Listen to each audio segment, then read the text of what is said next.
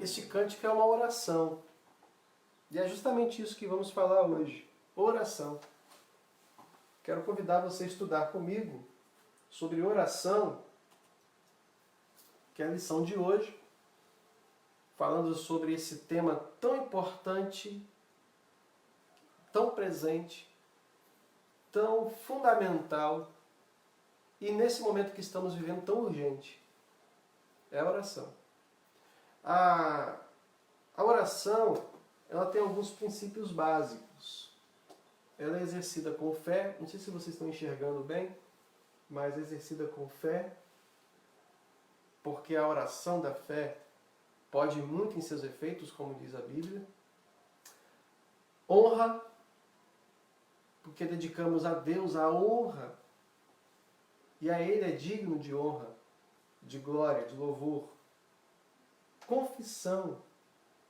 A oração, a Bíblia chega a dizer em Romanos 10, 9 e 10, que se com tua boca confessares, e se com o coração crer, será salvo, porque com a boca se faz confissão, e com o coração se crê para a justiça.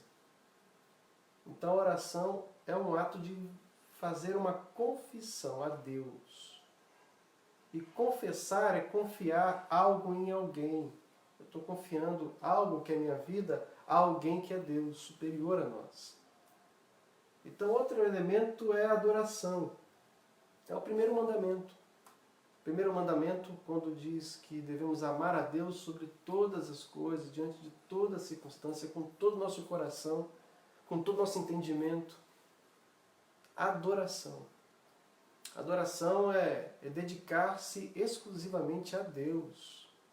E entender que todas as coisas estão debaixo de tuas poderosas mãos. É viver uma vida em adoração. Adoração não é um momento somente de cântico e de louvor. Adoração é um estilo de vida. Revelamos a nossa adoração a Deus a partir de nossas decisões de vida. Como queremos dedicar a nossa vida, dedicar a nossa exclusividade ao Senhor, a nossa maneira de viver, as decisões que cercam o nosso dia a dia. Isso é um gesto de adoração a Deus. E louvor. Louvor é quando junta tudo isso. Fé, honra, confissão, adoração, louvor. Louvor é expressar no nosso coração aquilo que há de melhor em Deus. E ações de graça. Ações de graça é tão somente um ato de agradecer a Deus, em oração como uma ação de graça, como uma forma de reconhecer a dádiva, a bênção, reconhecer a presença de Deus, reconhecer que somos sustentados por Ele. Então, esse é o tema de oração que nós vamos falar. E eu escolhi alguns textos bíblicos para nós conversarmos sobre isso, sobre a oração. Devemos orar em nome de Jesus. E eu farei o que vocês pedirem em meu nome, para que o Pai seja glorificado no Filho. O que vocês pedirem em meu nome, eu farei. Por isso que nós oramos em nome de Jesus.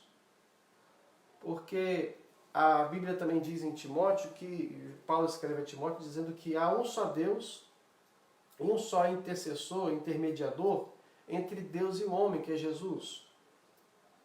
Então, quando oramos a Deus em nome de Jesus, isso quer dizer que reconhecemos a obra de Cristo, que é de Deus. Porque a Bíblia diz que Deus amou o mundo de tal maneira e que Cristo morreu por nós, quando Deus amou o mundo de tal maneira, entregando seu Filho único, unigênito, para que todo aquele que nele crer não morra, mas tenha vida eterna. E Deus prova o seu amor para conosco quando Cristo morreu por nós, sendo nós ainda pecadores. Então por isso que oramos em nome de Jesus, reconhecendo em Jesus, em Deus, reconhecendo em Deus e em Jesus a oração, reconhecendo em Jesus a sua obra, a obra de cruz. Então, seguindo para frente, quem ora recebe. Recebe. O que vamos receber? Olha só. Peçam e será dado. Busquem e encontrarão. Batam e a porta será aberta. Pois todo o que pede recebe, o que busca encontra. E aquele que bate, a porta será aberta. Mateus 7, de 7 a 8.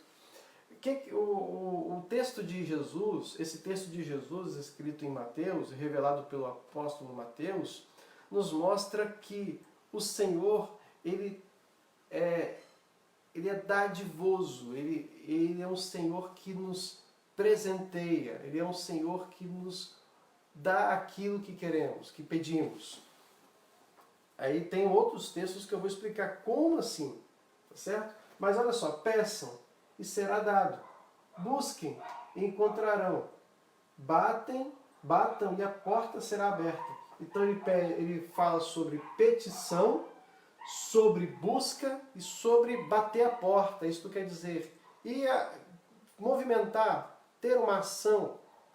Porque se nós não pedirmos, não buscarmos e não agirmos, nós não estamos orando.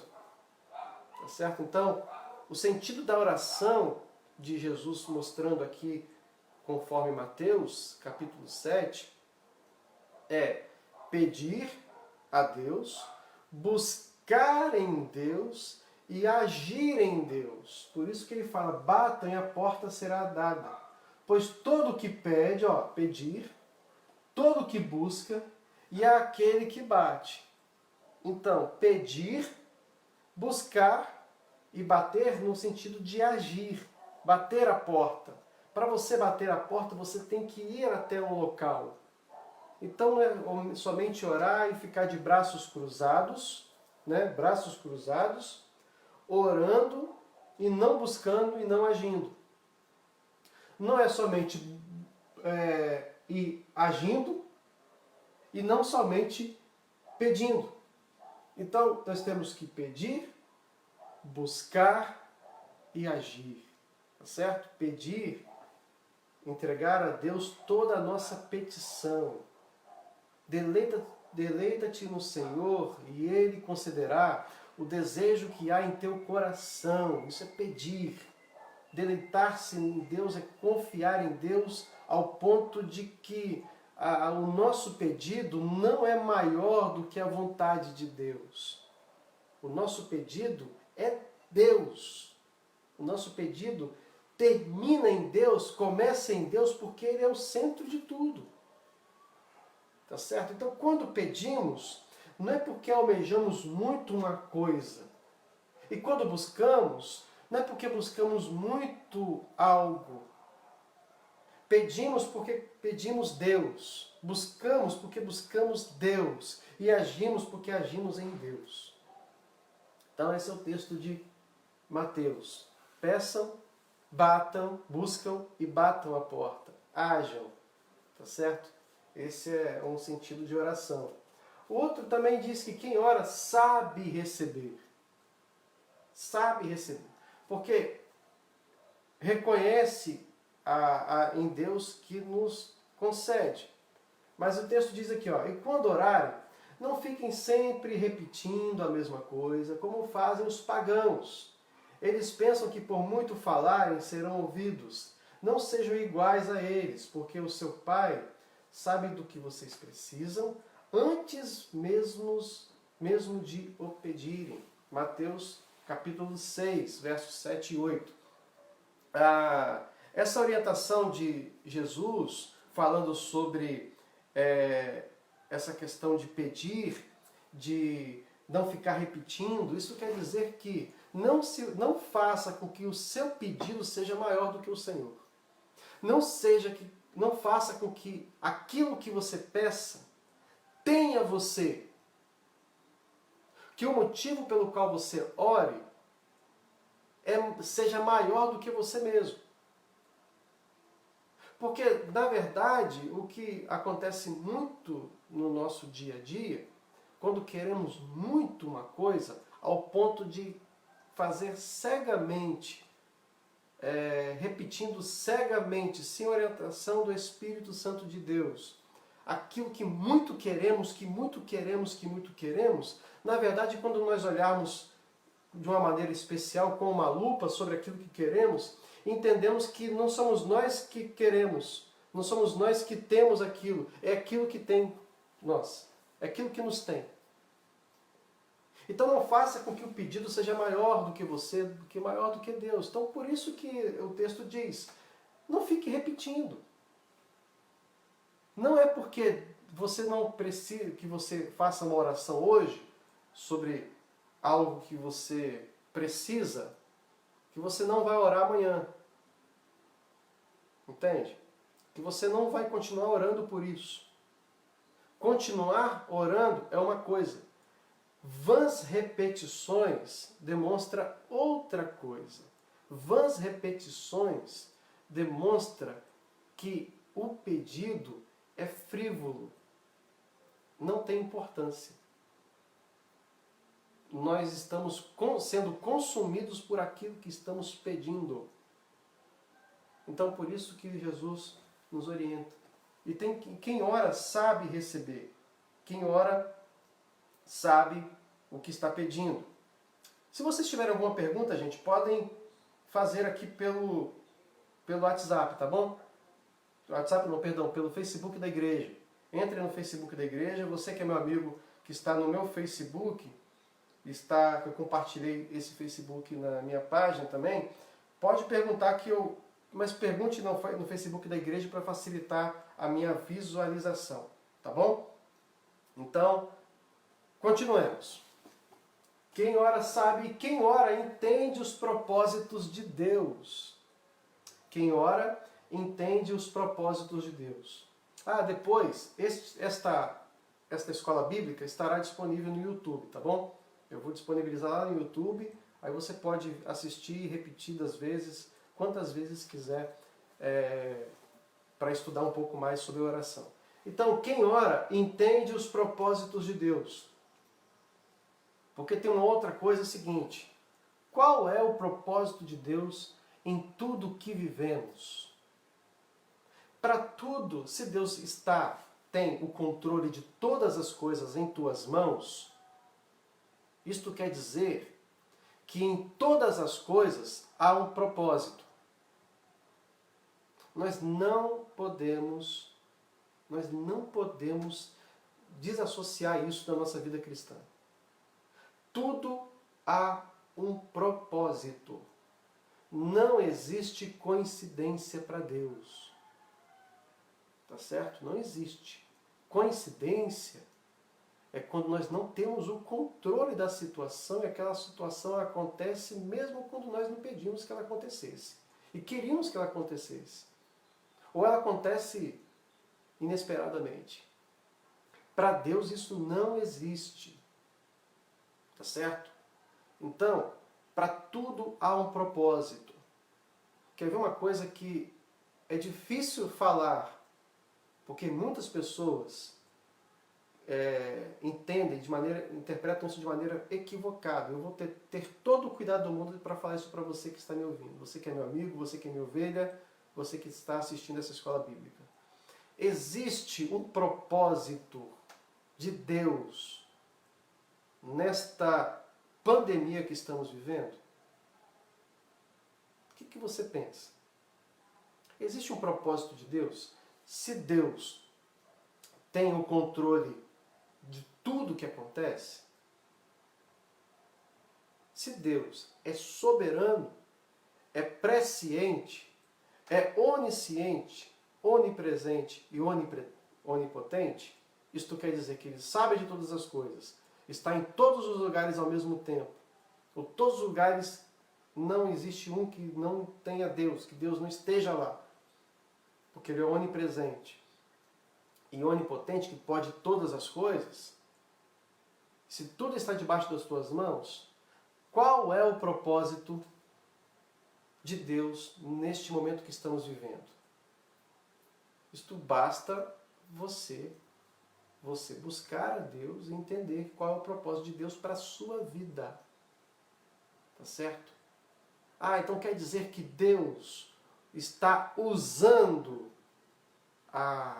este momento de epidemia, Ele que é o causador da epidemia? Não. Deus não é o causador, e eu digo isso com toda certeza. Deus não é o causador da epidemia. Inclusive, existem já algumas reportagens que estranhamente pararam de ser circuladas, mostrando que existe uma causa de usos de péssimas práticas que causou esta epidemia.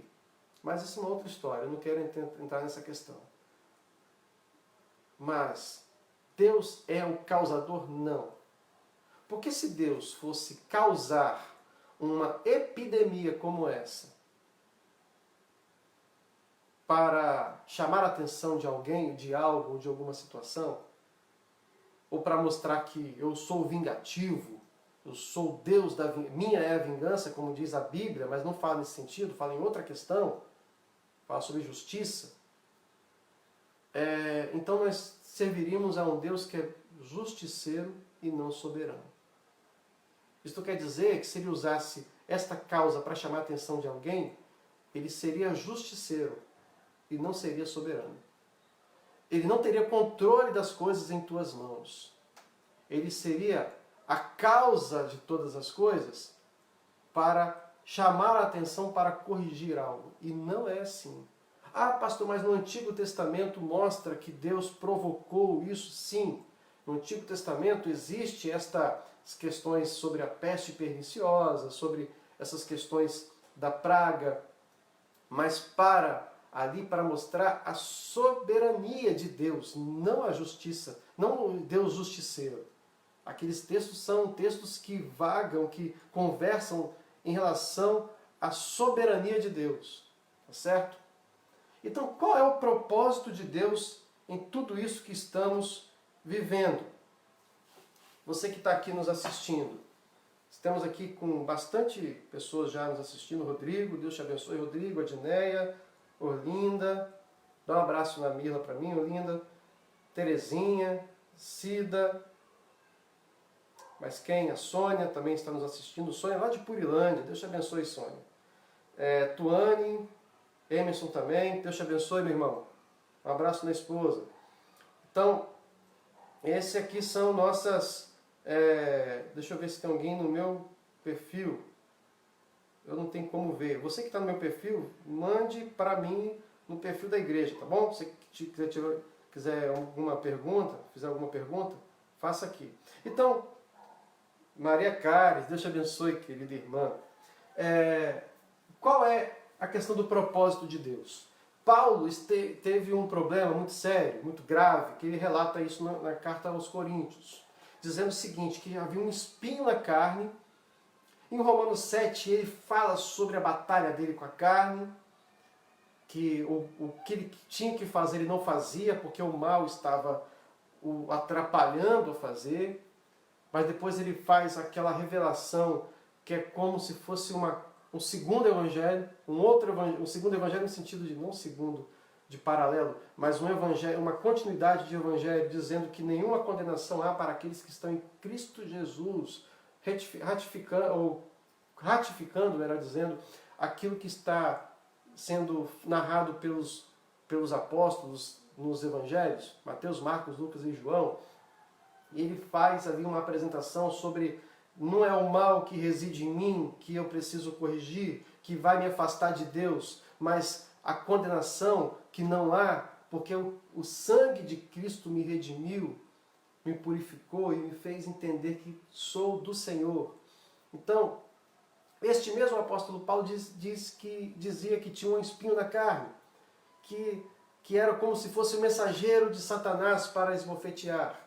As pistas bíblicas demonstram que este espinho na carne de Paulo era problema de vista. Porque quando ele viu Jesus, ele esteve cego por 3 dias, com escamas de seus olhos, não podia ver. E depois, quando Ananias se aproximou dele, as escamas caíram, ele conseguiu enxergar, mas a sua vista nunca mais foi a mesma. E ele precisava enxergar porque ele escrevia, ele tinha cartas, ele tinha a obrigação de poder redigir. Essas são pistas bíblicas, não há uma prova profunda, mas o fio de lógica que a Bíblia nos menciona, que nos dá os estudos do Novo Testamento, demonstra que, de fato, é o problema de vista, da vista dele, e ele usa isso como ele tinha todo o propósito de poder falar de Deus nas suas cartas pastorais. Ele diz, olha, tem um mensageiro de Satanás, esse espinho na carne, está me esbofeteando. Clamei a Deus 3 vezes, roguei ao Senhor, era o texto que diz, que o tirasse de mim, tirasse o quê? O espinho da carne. Mas ele me disse, minha graça é suficiente a você, pois o meu poder se aperfeiçoa na fraqueza. Portanto, eu me gloriarei ainda mais alegremente em minhas fraquezas, para que o poder de Cristo repouse em mim. Então Paulo orou para tirar alguma coisa que estava atrapalhando. Jesus disse o seguinte, olha, Paulo, tire o holofote que está iluminando a sua fraqueza e pegue esse holofote, mire em mim. Entende? O foco, Paulo, da sua vida não é a sua fraqueza. Não é o espinho na carne. O foco sou eu. A minha graça é suficiente para você. Você não vai ter problema nenhum em conviver com o espinho na carne se você me buscar de todo o seu coração. Se você colocar o foco em mim, diz o Senhor Jesus, dizendo a Paulo, porque minha graça te basta, parece ser uma frase somente de 5 palavras, minha graça é suficiente a você, no caso aqui na minha tradução 6. Mas é muito mais profundo do que somente essas palavras. A minha graça é suficiente quer dizer muita coisa. Quer dizer muita, muita coisa. Não é somente o espinho na carne, Paulo. Sou eu. Está sofrendo, irmão, minha irmã? Está triste? Há alguma coisa que está entristecendo o seu coração? Jesus diz para você, e para mim também, a minha graça te basta. Viva na minha graça. Não olhe para o espinho. Olhe para mim. Viva em mim. Então, quando nós oramos, nós entendemos o propósito de Deus. Paulo só entendeu isso porque estava orando. Paulo só entendeu que Jesus era suficiente para ele porque ele estava orando. E o espinho na carne atrapalhou Paulo no seu ministério? Não, eu não entendo isso. Não atrapalhou em nada. Sabe por que não atrapalhou? Porque Paulo foi o apóstolo que mais escreveu no Novo Testamento. Escreveu cartas para todas as igrejas que ele visitou. Escreveu carta para Roma, Gálatas, Efésios, Coríntios, Filipos, Éfeso, Tessalônica, Colossos. Escreveu carta para os seus discípulos, Tito, Filemão, Timóteo. Paulo escreveu, fez muita coisa com o espinho na carne, que ele dizia que era o mensageiro de Satanás. Para ele dizer que é mensageiro de Satanás, porque não era pequena coisa. Não era coisa pouca, não. Não era meu problema e o seu não, meu querido irmão, minha querida irmã. O nosso problema, comparado ao de Paulo, é pequeno. Não menosprezando o nosso problema, mas entendendo a grandiosidade desse homem em fazer a obra de Deus, eu entendo que muita coisa ele fez. Então, por isso que não era pouca coisa que ele sentia, não. Era algo tremendo. Então, quem ora entende o propósito de Deus. E a oração, em que momento devemos orar? Essa é uma boa pergunta. Em que momento devemos orar? A oração é importante para você até que ponto? É importante para nós Até que momento? Enquanto, de que maneira, quantas vezes devemos orar? E de que forma devemos orar? Em que questões, em que ocasiões? Aqui o texto está dizendo, oração para toda ocasião. Orem no Espírito em todas as ocasiões. Todas as ocasiões. Não censure a ocasião a Deus. Não faça essa censura. Fale para Deus. Ah, pastor, eu tenho vergonha. Não tenha vergonha. É seu Pai. Ore a Deus. Em todas as ocasiões. Com toda oração e súplica. Oração e súplica. Súplica é quando a oração é feita com a intenção do coração. É quando a oração é feita de todo o coração. Súplica geralmente fazemos quando precisamos e necessitamos. Isto é, nas ocasiões que você está necessitando, está com situações que precisam ser realizadas imediatamente, suplique a Deus. Tendo isso em mente, estejam atentos e perseverem na oração por todos os santos. Isto quer dizer que, por todos aqueles que estão contigo, por todos os seus irmãos em Cristo. Isto quer dizer que a oração e súplica, não existe ocasião que ela não possa ser feita. Em todos os momentos. Devemos entender isso da seguinte maneira. Ou melhor, não assim, deixa eu tentar explicar. Em muitas de nossas decisões, nós oramos, e em outras decisões nós não oramos. Achamos que não precisa.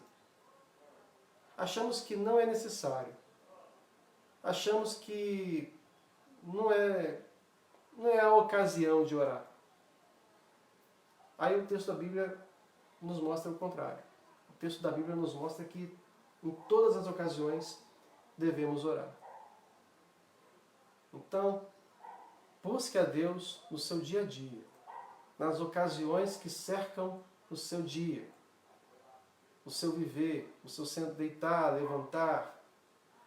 Ore a Deus, busque o Senhor. Orar para ser sábio. Olha só o que diz o texto. Se alguém de vocês tem falta de sabedoria, peça a Deus, que a todos dá livremente, de boa vontade, e lhe será concedida. Peça, porém, com fé, sem duvidar, pois aquele que duvida é semelhante à onda do mar, levada e agitada pelo vento. E não pense tal pessoa que receberá alguma coisa do Senhor, pois se tem em mente dividida e é instável em tudo que faz. Isso quer dizer que a oração e a sabedoria, ela não acontece em ocasiões sortidas de nossa vida. Ela tem que ser uma persistência, uma constância, uma constante, melhor dizendo, em nossa vida. Sabedoria, na Bíblia, ela tem um sentido diferente. A sabedoria e inteligência são sentidos diferentes. Na Bíblia mostra que uma pessoa sábia, ela é inteligente. Mas nem todo inteligente é sábio. Tá certo? O que seria sabedoria bíblica? Sabedoria é ter conhecimento e ter discernimento das coisas de Deus no nosso dia a dia, no nosso viver. Isso que é saber para Deus, em Deus. É ter o conhecimento e o discernimento no nosso dia a dia com o Senhor. Do propósito de Deus em nossa vida. Então, sabedoria tem um sentido diferente de inteligência. Então, por isso que todo sábio, ele é inteligente. Mas nem todo inteligente é sábio. Tá certo? Do ponto de vista bíblico cristão. Porque a sabedoria é algo relacionado às saídas da vida conforme a vontade de Deus. É conhecer a vontade de Deus e ter discernimento sobre ela no nosso dia a dia. No nosso levantar, no nosso deitar. Tá certo? Então essa é a ideia de sabedoria. Tá certo? Se alguém tiver alguma pergunta, pode fazer. Então, tem mais gente aqui. Maria Karen, já falei. Irmão Cleiton, Deus te abençoe, meu irmão. Vanusa. Eusa Maria, de Jardim Tropical, Deus te abençoe. Tá certo? Irmã Evangelina, Danúbia. Luciano Fabem, Deus te abençoe. Abençoe a Luísa e a Jaque. Vamos seguindo, irmãos. Vamos seguindo. Devemos orar uns pelos outros, tá certo? Orar um pelos outros. Que outros são esses? Será que são pessoas que gostamos? São somente as pessoas que gostamos, pessoas que estão ao nosso redor neste momento? Olha só o que o texto diz. Portanto, confessem os seus pecados uns aos outros e orem uns pelos outros para serem curados.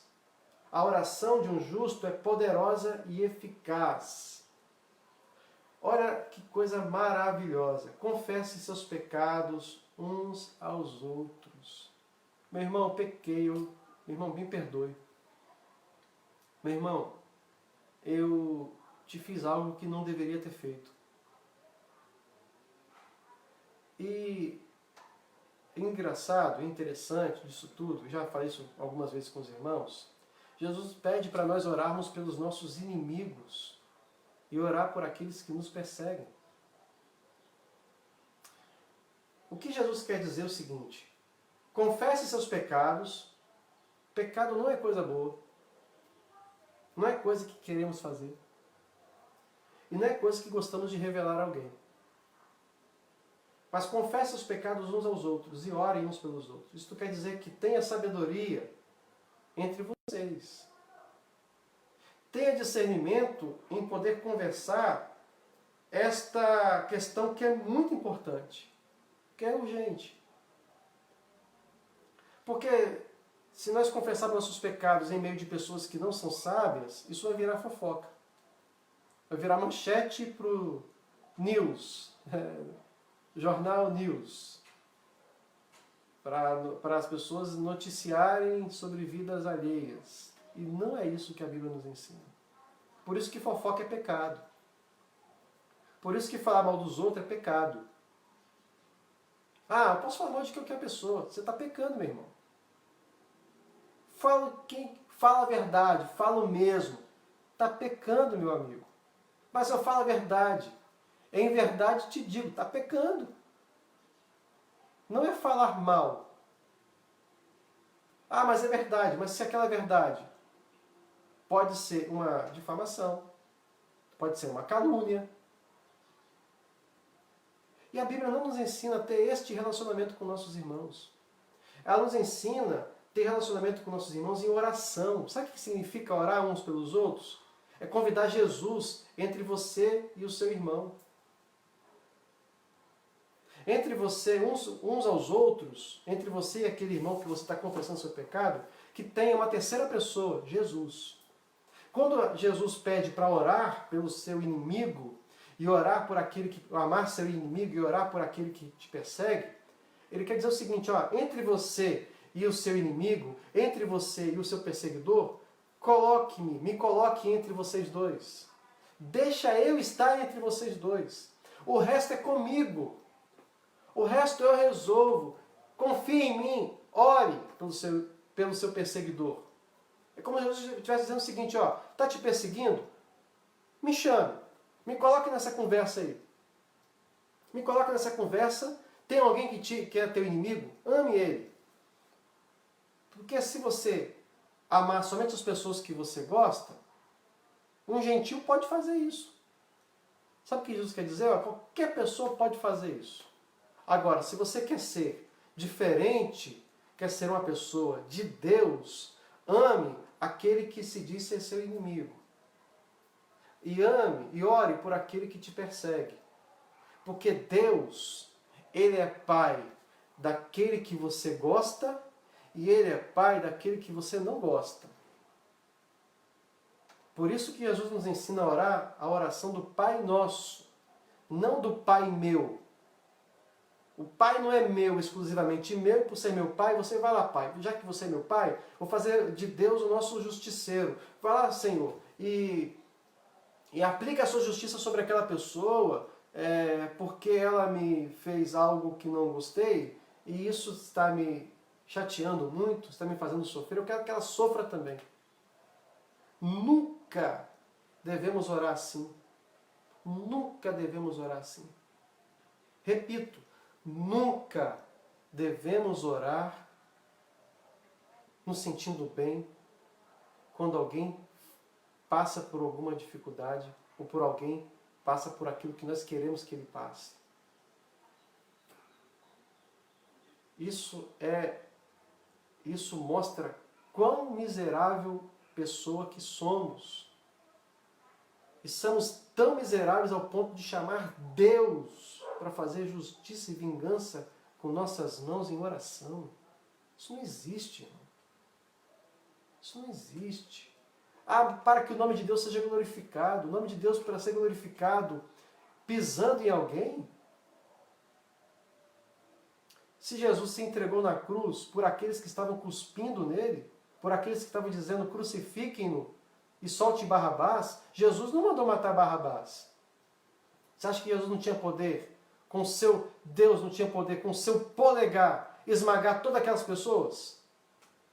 Com seu polegar, esmagar todos nós que dissemos crucifiquem-no? Mas por que Deus com seu polegar não esmaga cada um de nós quando nós pecamos? Porque o salário do pecado é a morte. Porque a Bíblia diz que as suas misericórdias se renovam a cada manhã. E as misericórdias do Senhor é a razão de nós não sermos consumidos, de nós não sermos esmagados pelo seu polegar. Então por isso que devemos ter um relacionamento de irmão. Eu vi uma entrevista do pastor Ed Renekiewicz, da Igreja Batista da Água Branca, falando sobre Bolsonaro e sobre Lula. E na entrevista ele disse que ele pensa ser uma igreja onde Lula e Bolsonaro se abraçam e se dizem irmãos. Não são as ideias que se discutem que devemos nos separar. Cada um tem a sua maneira de pensar. Não estou dizendo, não quero falar sobre questão política.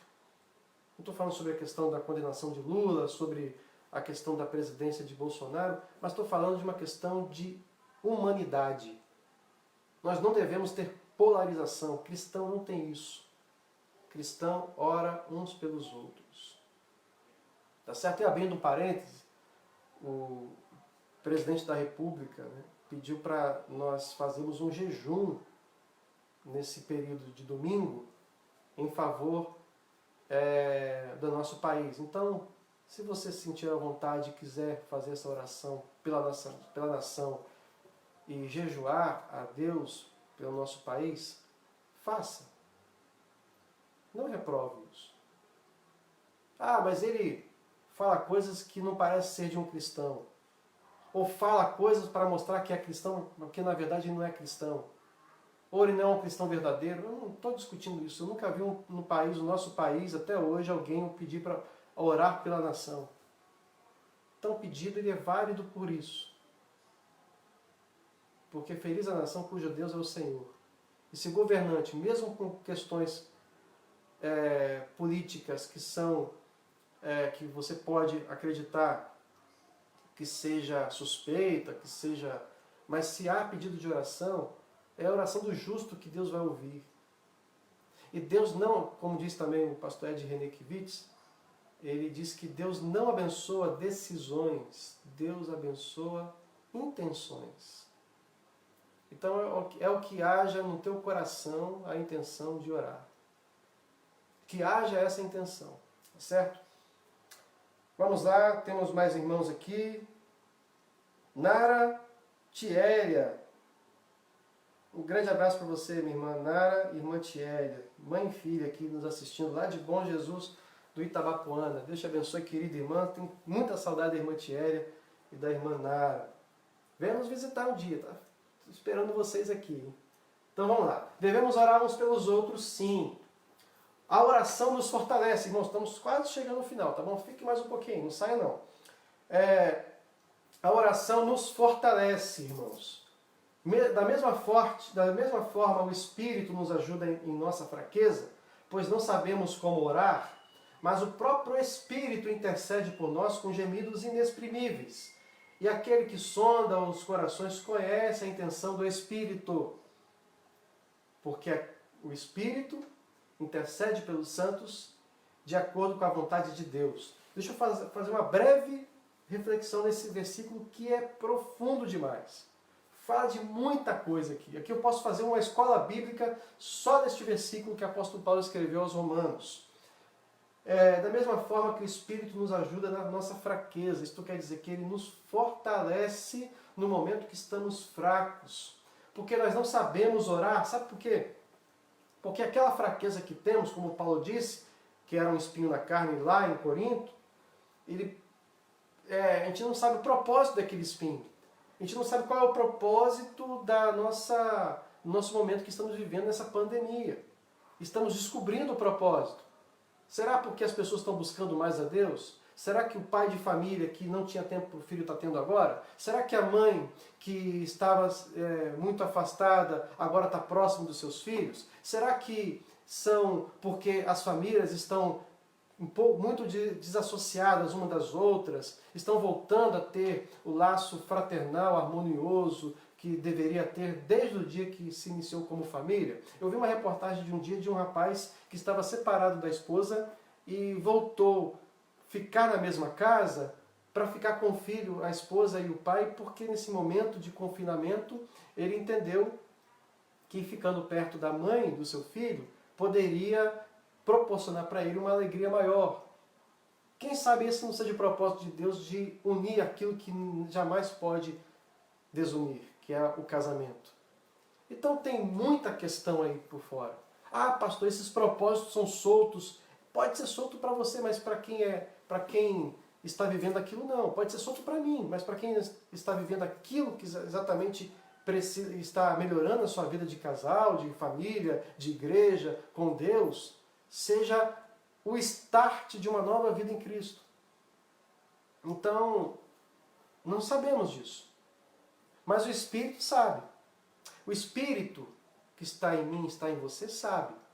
E a Bíblia diz que o Espírito Santo, nós somos fortalecidos, nós somos, em Efésios 1,13, que nós somos selados com o Espírito da promessa no dia que cremos. Então, no dia que você passou a crer em Jesus, você não está mais sozinho, tem o Espírito Santo de Deus em você, meu querido e minha querida. Você é revestido com o Espírito Santo de Deus. Não é pouca coisa, não. Você não é mais a mesma pessoa. Como diz o apóstolo Paulo, quem eu era já não sou mais. Então esse Espírito que intercede por vocês com gemidos inexprimíveis, isso quer dizer com palavras e com expressões que nós não temos como colocar no nosso vocabulário. É muito além do que pensamos, do que sentimos, do que imaginamos. É Deus conosco. É a epifania. É sentir Deus indiscutivelmente, de maneira que não tem como se negar, de maneira que não tem como não perceber que é Deus agindo. É Deus em você, meu querido. É o Espírito Santo de Deus em você. Não precisa mais de óleo, não. Você não precisa mais colocar óleo sobre a sua cabeça. Porque o óleo que representava o Espírito no Antigo Testamento, o óleo que representava o Espírito no Antigo Testamento, está na tua vida, no teu coração. Está gravado em você, está selado na sua vida. Nada pode tirar este selo, nada nem ninguém. Que revela gemidos inexprimíveis, aquele que sonda o coração, aquele que examina você, que conhece a intenção, isto é, a oração nos fortalece, nos faz entender Deus de perto, nos faz entender do Senhor. Quanto mais próximo estamos dele, mais entendemos em oração. E é na oração que entendemos isso. Então, seguindo para frente. Irmãos, esse é um texto, aqui é o último slide, tá? Estamos chegando ao final já. Eu quero falar sobre uma questão que é o mal do século. O mal do século não é a pandemia, não é o coronavírus. O mal do século é ansiedade. Para você ter uma ideia, a ansiedade que gera a depressão, e a depressão causa doenças que mais mata, só perde para doenças do coração. A ansiedade aumentou no nosso tempo de confinamento, de epidemia.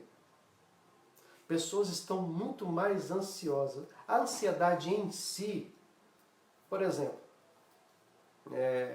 digamos que você vai fazer um passeio no final do ano. Aí você programa aquele passeio. Compra as coisas que deve comprar, separa um dinheiro para você poder viver bem nesse passeio, comprar as coisas que você deseja comprar. É um momento de férias. Trabalhou o ano inteiro.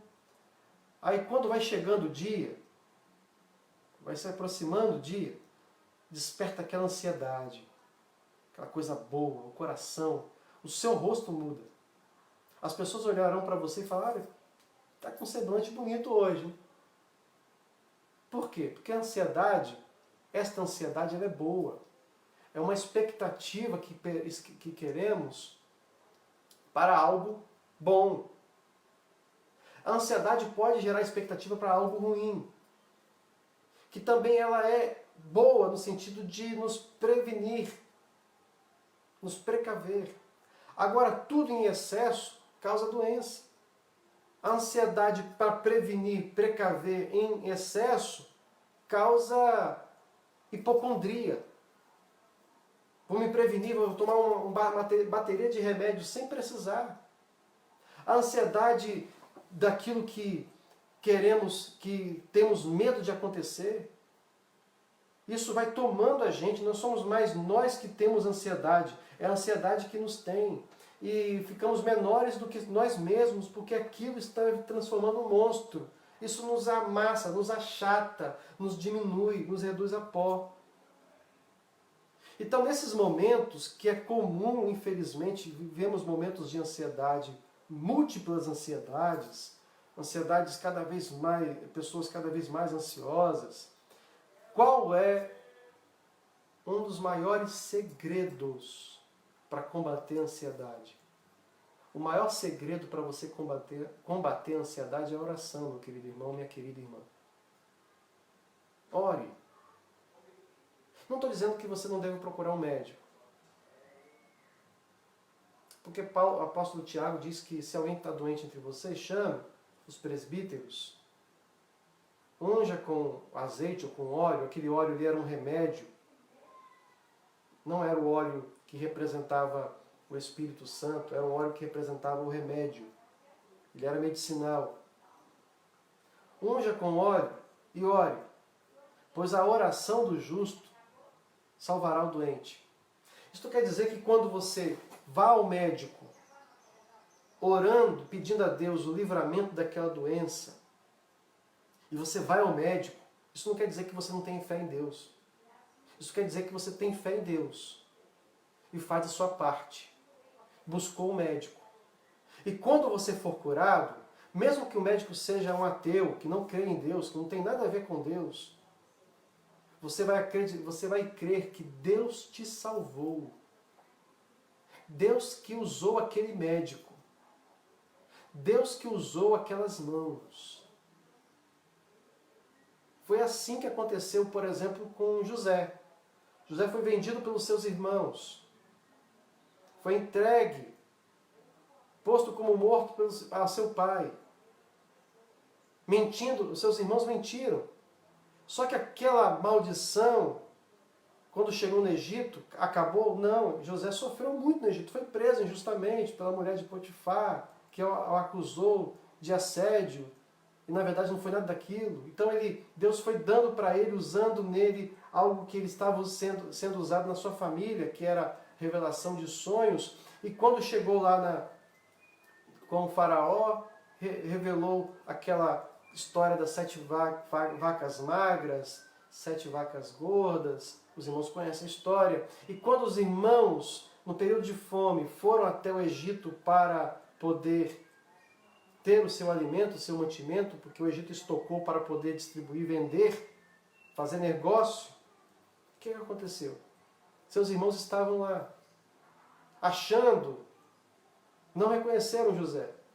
E quando viram José, ficaram com medo, achando que José iria vingar-se. Porque na cabeça dos irmãos, nós fomos mal a José. E de fato foram. Mas na cabeça de José, não foi os irmãos que colocaram ele lá.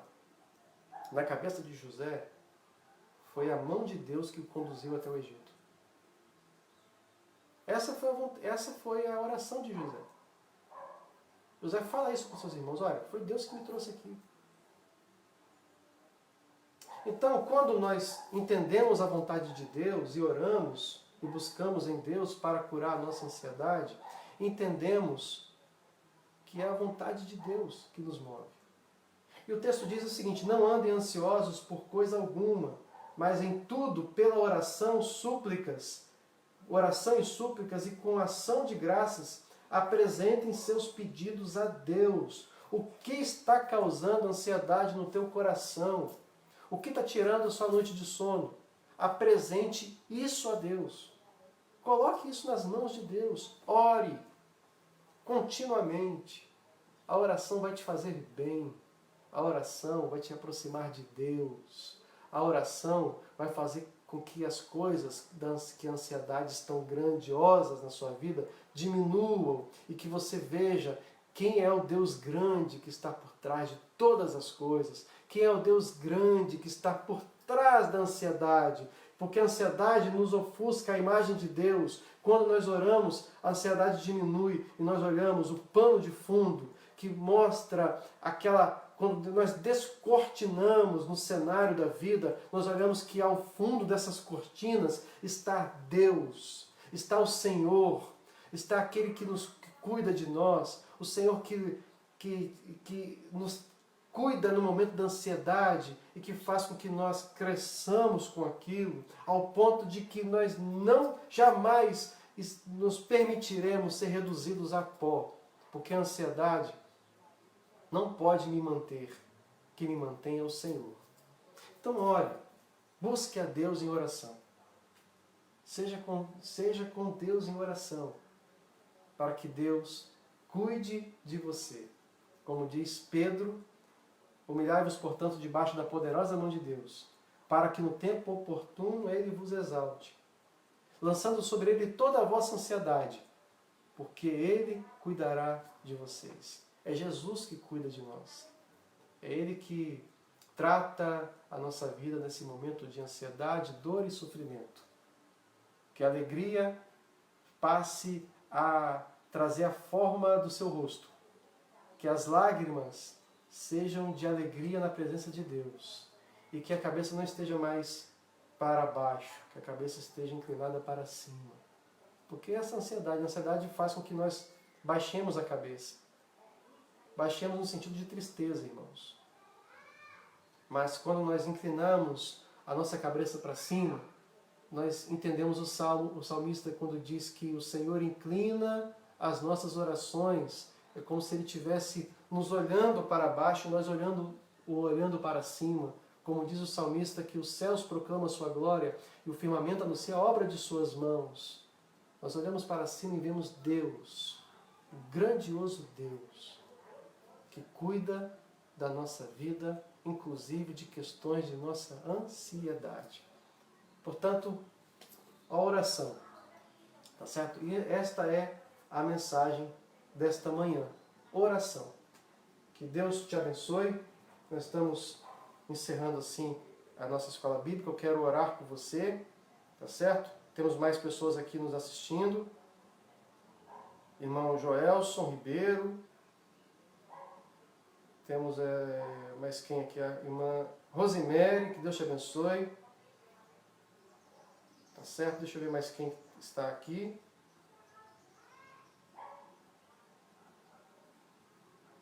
Bem, todos vocês que estão nos assistindo, que Deus te abençoe. Nós somos da Primeira Igreja Batista em Novo Horizonte, na cidade da Serra. Que Deus cuide da sua vida, continue cuidando de você. Eu somente estou vendo no perfil da igreja, você que me segue no meu perfil, que fez alguma pergunta, está lá, eu não consegui ver porque eu estou vendo somente o perfil da igreja, tá bom? Que Deus te abençoe no nome de Jesus. Estamos chegando ao final do nosso culto de hoje, nós vamos orar. Antes de orar, eu quero deixar somente um aviso para você. Na quarta-feira, eu vou fazer um estudo, nós vamos fazer um estudo na quarta-feira sobre jejum, tá bom? O que é o jejum? Quando surgiu? Quem convocava o jejum? E para que ele servia no Antigo Testamento? E para que ele serve no Novo Testamento? E quais são os aspectos que as pessoas jejuavam no Antigo? E quais são os aspectos que as pessoas jejuam no Novo Testamento? E no nosso dia a dia? Como devemos jejuar? De que maneira devemos fazer o jejum? Então você que quer estudar sobre este assunto, este tema, quarta-feira, às 19h30, tá bom? Neste mesmo canal do Facebook nós iremos transmitir. Nós não estamos transmitindo pelo YouTube porque nós não temos ainda quantidade de inscritos suficiente para transmitir no YouTube. Se nós estivéssemos transmitido no YouTube, nós dobraríamos, até triplicaríamos a nossa audiência, vamos dizer assim, das pessoas que têm acesso, porque muita gente não tem acesso ao Facebook. Então, eu peço a você que procure o canal da igreja, curta o canal da igreja e faça a sua inscrição para poder aumentar o número de inscritos e entrarmos na qualificação exigida pelo YouTube para fazer essa transmissão, tá certo? Então, é o momento que estamos vivendo, um momento de transmissão mesmo online. Então, para isso, nós precisamos, nossa igreja precisa do seu apoio, tá bom? É PIB Novo Horizonte, tá bom? No YouTube você vai procurar, vai pesquisar, vai ter algumas mensagens lá. Esta aula de EBD estará disponível lá também, no YouTube, para você poder assistir depois na sua casa, na sua televisão. Quando você acessar a sua TV Smart, poderá acessar no YouTube, tá certo? Então, se você puder nos prestigiar com a sua inscrição para podermos ter a qualificação como a exigência do YouTube para fazer essa transmissão, eu ficaria muito grato a você, tá bom, meu querido irmão, minha querida irmã, meu amigo e minha amiga. Nós vamos, então, lembrando, quarta-feira, jejum, estudo sobre jejum, tá certo? Não esqueça, quarta-feira. E o último recado é o seguinte: hoje à noite nós temos o culto às 19h30, tá certo? Às 19h30, 7h30 da noite. Acesse o Facebook mais uma vez, assista ao culto. Se você tem compromisso de assistir o culto da sua igreja nesse horário, então assista ao culto na sua igreja, tá certo?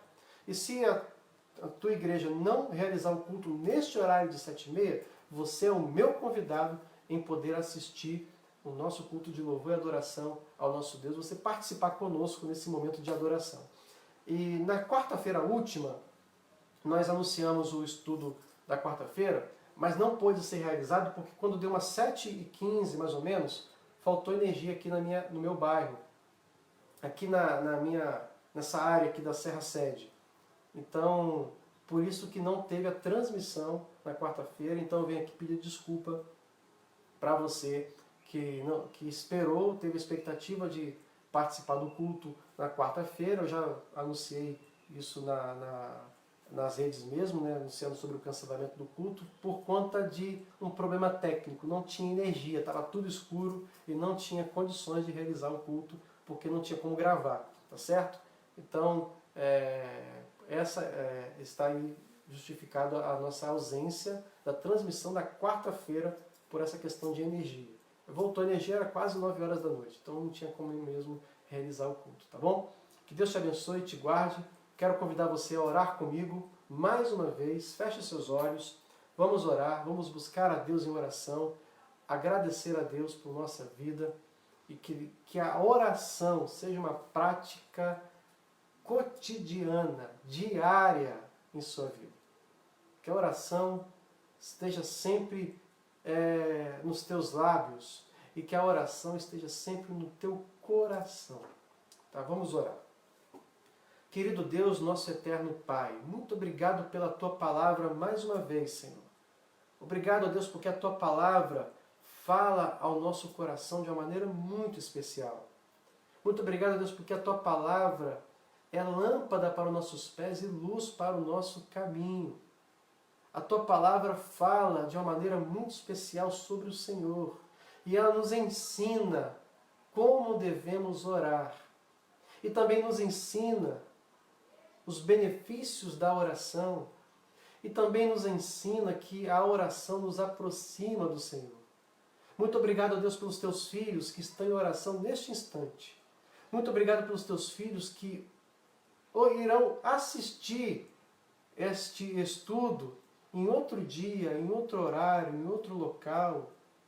Não sabemos a data nem quando, mas sabemos que a tua palavra é capaz de abençoar essa pessoa que assistirá a essa escola bíblica até em outro horário.